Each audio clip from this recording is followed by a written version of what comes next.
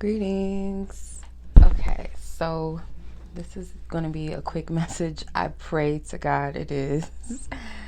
I pray that the message just flows directly and quickly. So let me not talk too much, but I'm going to share a dream with you guys and just kind of like a word of encouragement for whomever may need it. So I'm kind of like wrestling with myself because I'm like not in the space. I don't want to talk about love like that so much, but I know that when spirit calls me to certain things, that it is what it is. I gotta separate myself, get out of my own way, because I'm dealing with myself right now. So I'm just like, it's not about you, it's about the message. So here it is. Okay, so spirit wanted me to share this dream with you guys. Okay, now for those of you on a love journey, and this can apply to anything in the matters of the heart where it requires your faith, your courage, you mastering your fears, and you being receptive, allowing others to love you and receive you, or you allowing yourself to receive and receive yourself, if that makes sense as well. So this dream I had, and just as a little backstory, you guys, like a prayer.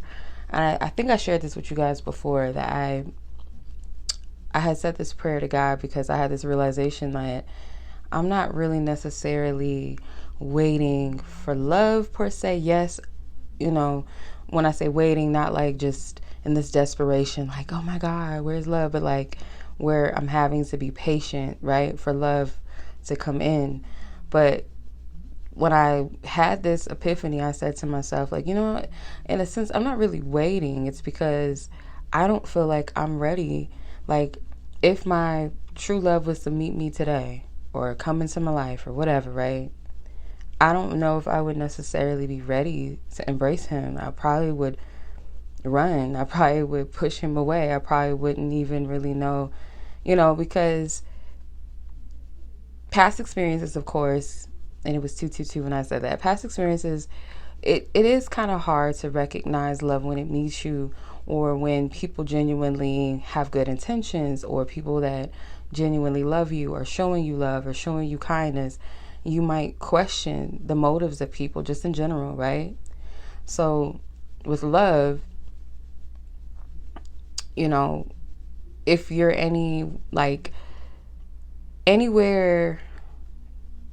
in relation to where, maybe I've been, where all you have is experienced toxic relationships, you've never had a healthy relationship before, it's very unfamiliar. So when you do receive it, it's going to feel foreign, it's going to feel uncomfortable to you.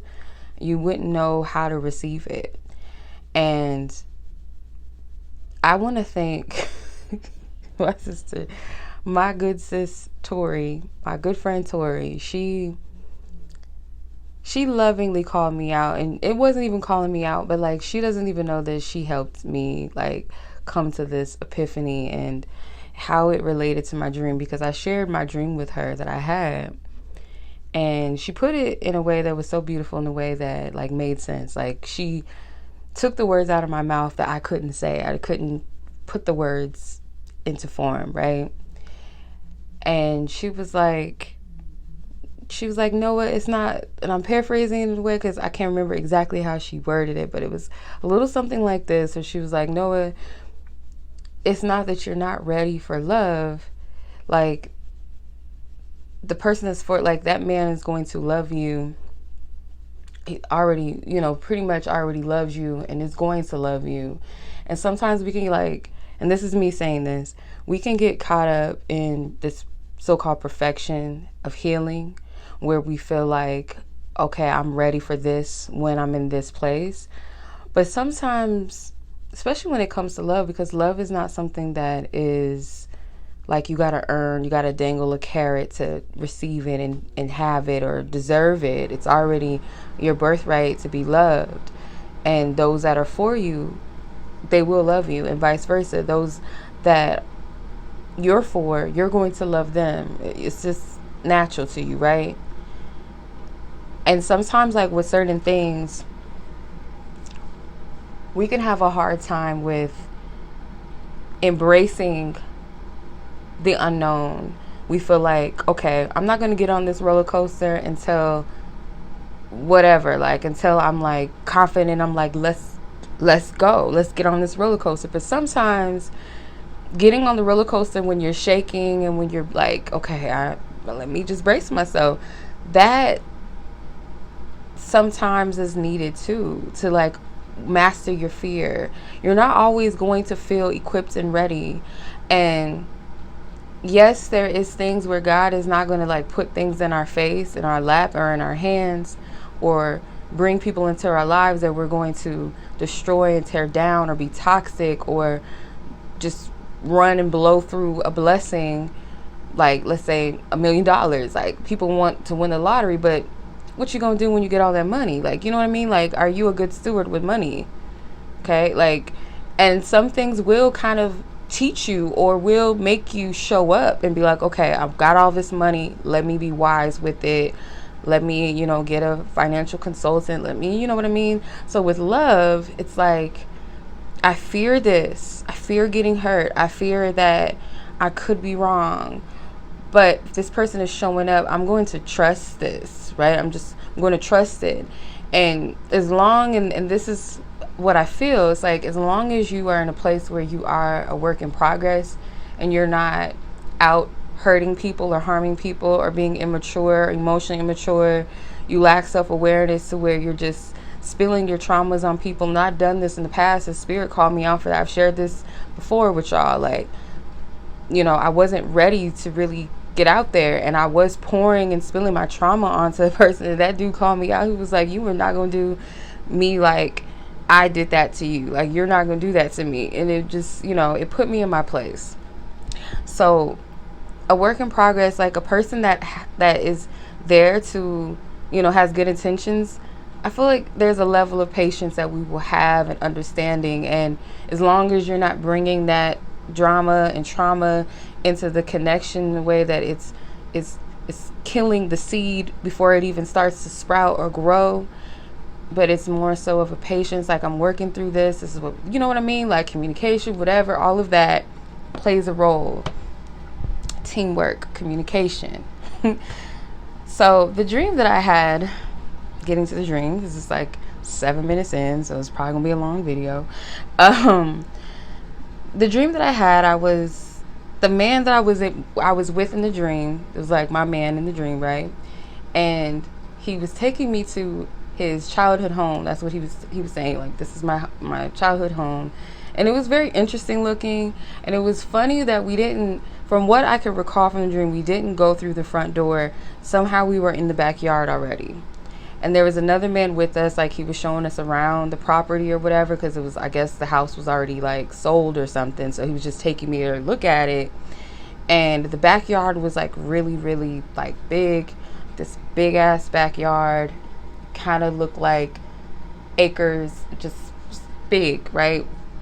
And there was a part in the dream that stood out to me.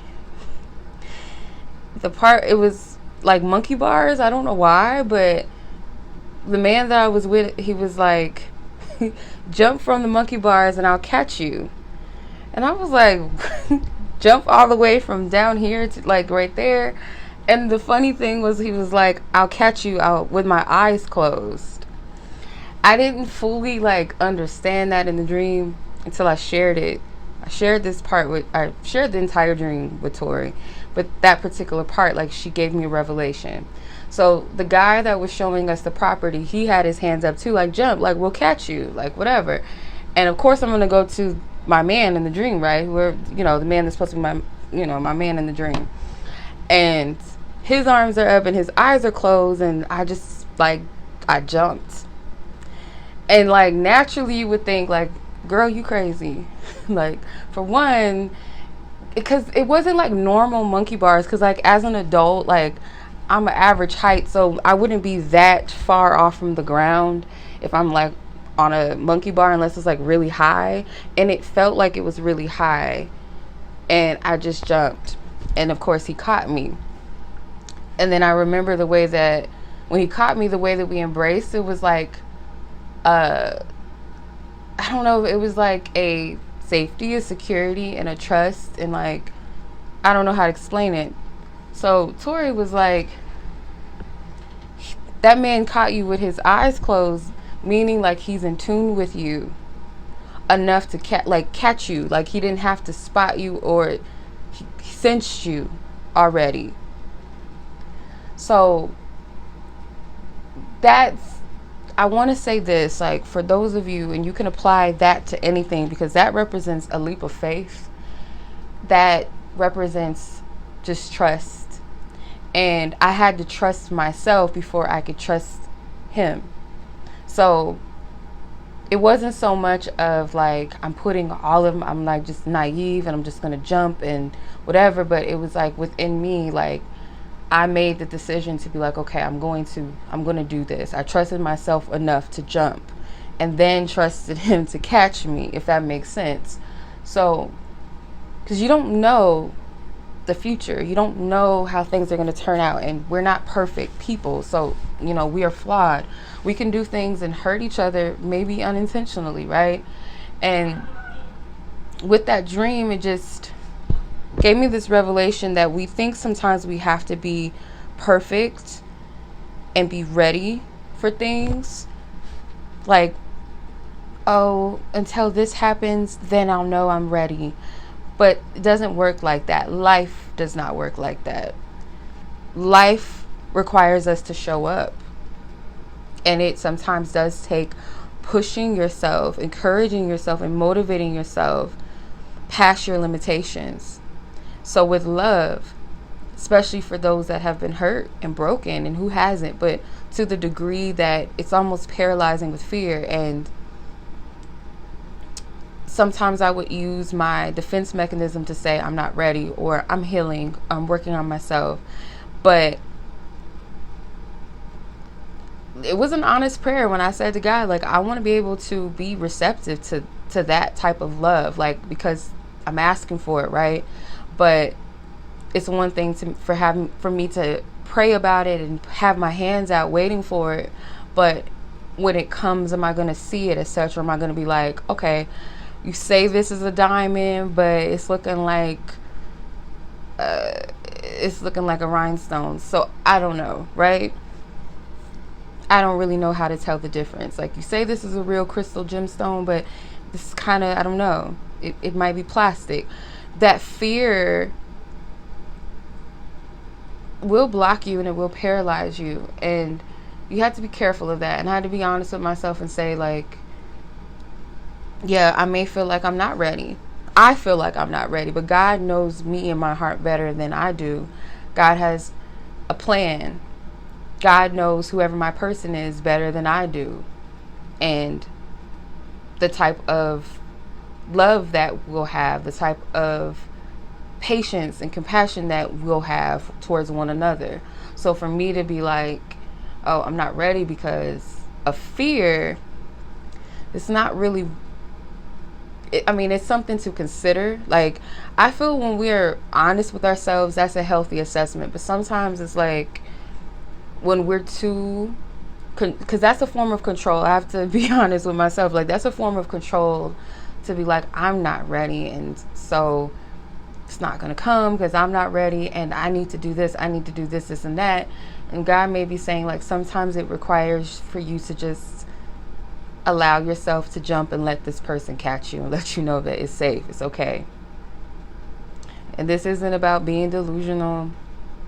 It isn't about you being just frivolous and impulsive with love. You definitely want to check in with your own heart, but you got to also be able to discern, is this fear? And a lot of times it is fear. So with that being said, you can apply this to any area of your life, really, because we'll sit forever and tell ourselves, I'm not ready for this or for that, or until this happens, or I'll know. Days will pass you by, years will pass you by if you're not careful and discerning of that. Because sometimes that's fear talking. Sometimes that's fear of failure. Sometimes that's fear of rejection. Sometimes that's fear of an outcome that hasn't even happened yet. So much love as always. I send you guys much love.